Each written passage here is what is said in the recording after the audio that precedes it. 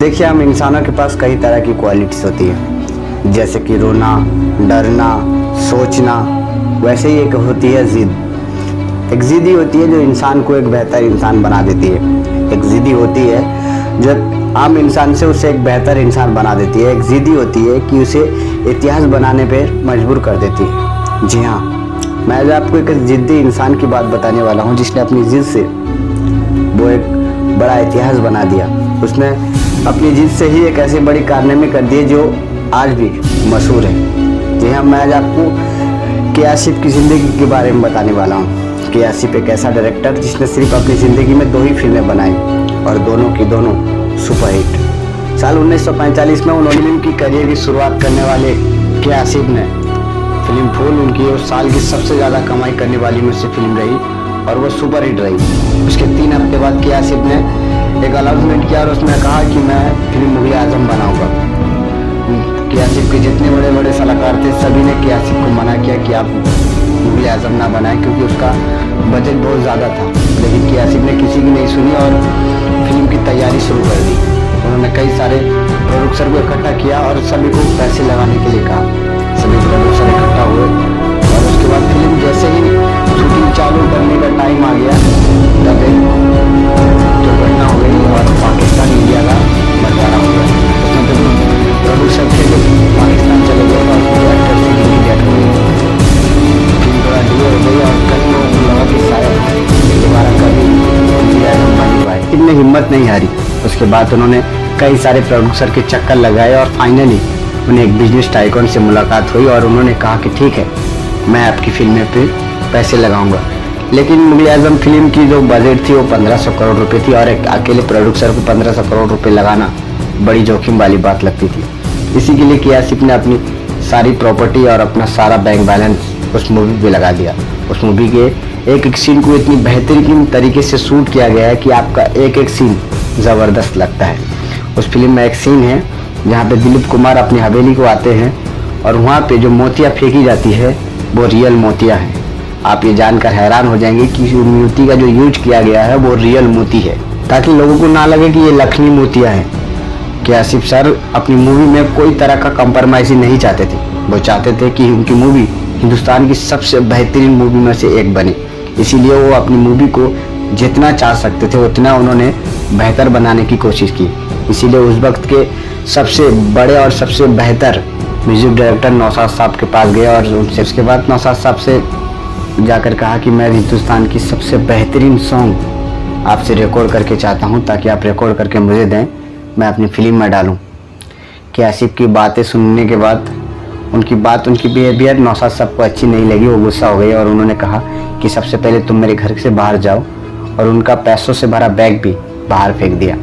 तो के आसिफ को अपनी गलतियों का एहसास हुआ और उन्होंने नौशाद साहब से माफ़ी भी मांगी। उसके बाद नौशाद साहब दिल के अच्छे थे, उन्होंने माफ़ भी कर दिया। उसके बाद उनकी फिल्मों में गाने रिकॉर्ड हुए। आपने एक गाना सुना होगा जिसमें वो गाना है प्यार किया तो डरना किया। उस गाने को करीबन 150 बार लिखा गया था। उस गाने का जो सीन है जिसमें सारे शीशे दिखाई देते हैं वो पूरी दुनिया से हर कोने कोने से मंगाई गई थी। पूरी दुनिया भर से वो शीशे मंगाए गए थे। कितने अपनी फिल्म में कोई तरह का कंप्रोमाइज़ नहीं किया। उन्होंने बेस्ट से बेस्ट बनाने की कोशिश की।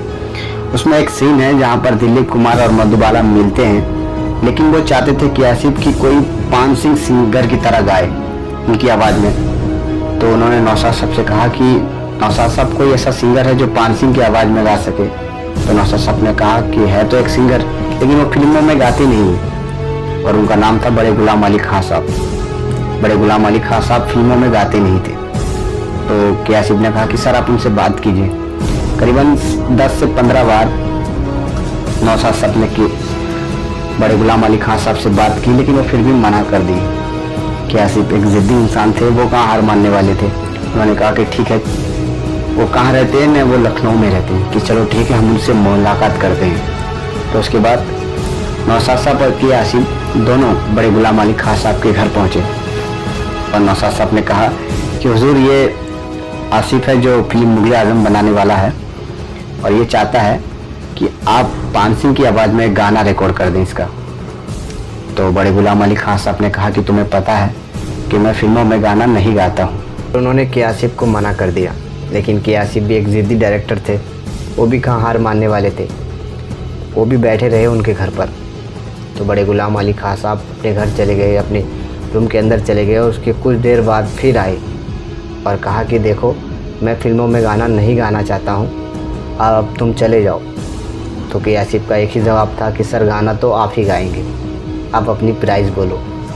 तो बड़े गुलाम अली खां साहब गुस्सा हो गए और अपने रूम में गए और वहीं से नौशाद साहब को बुलाया। कहा, किस पागल को तुम मेरे रूम पे ले आए हो, किस पागल को तुम मेरे घर ले आए हो?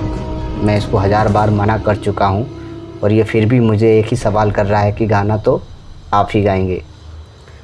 तो नौशाद साहब ने मुस्कुरा कर कहा कि हुजूर पागल आदमी है, मैं मुंबई से लेकर लखनऊ तक 1000 बार मना कर चुका हूँ कि वो आपकी फ़िल्मों में गाना नहीं गाएंगे, फिर भी मुझे ज़बरदस्ती आपके घर ले आया।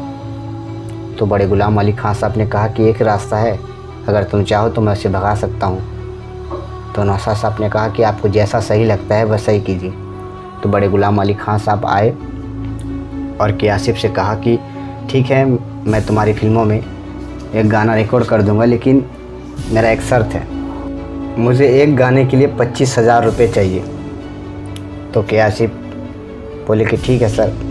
और मैं आपकी जानकारी के लिए बता दूं कि उस वक्त के जितने बड़े बड़े सिंगर थे, जैसे लता मंगेशकर, मोहम्मद रफ़ी, उन सब की एक प्राइस थी 500 से 600 रुपये। उनकी चार्जेस जो थी वो 500 से 600 रुपये थी। लेकिन बड़े गुलाम अली खां साहब ने सिर्फ एक गाना गाने के लिए 25,000 रुपये चार्जेस किए। तो के आसिफ ने मना नहीं किया, अपने कुर्ते में से हाथ डाला और 10,000 की गड्डी उनके टेबल पे रखा और कहा कि सर, बाकी के पैसे आप मुंबई आके ले लेना, गाना तो आप ही गाएंगे। तो ये होती है ज़िद्दी। फिल्म बन के तैयार हुई और साल 1960 में जब फिल्म रिलीज हुई, मानो उसने उस फिल्म की सारी रिकॉर्ड तोड़ दिए। उस साल की सारे रिकॉर्ड उसने तोड़ दिए। उसने सिर्फ 1500 करोड़ रुपए की बजट में बनी पूरी दुनिया भर में 11,500 करोड़ रुपए कमाई। आसिफ की ज़िंदगी से हमें दो ही चीज़ें सीखने को मिलती है। एक तो अपने ऊपर भरोसा रखना चाहिए और कभी भी हार नहीं मानना चाहिए। कि आसिफ ने अपनी ज़िद और अपने ऊपर भरोसा रखना कभी नहीं छोड़ा, तभी जाकर उन्होंने इतिहास बना दिया। अगर आप भी अपने ऊपर भरोसा रखते हैं और एक ही ज़िद पकड़ते हैं तो कामयाबी आपको एक न एक दिन ज़रूर मिलेगी।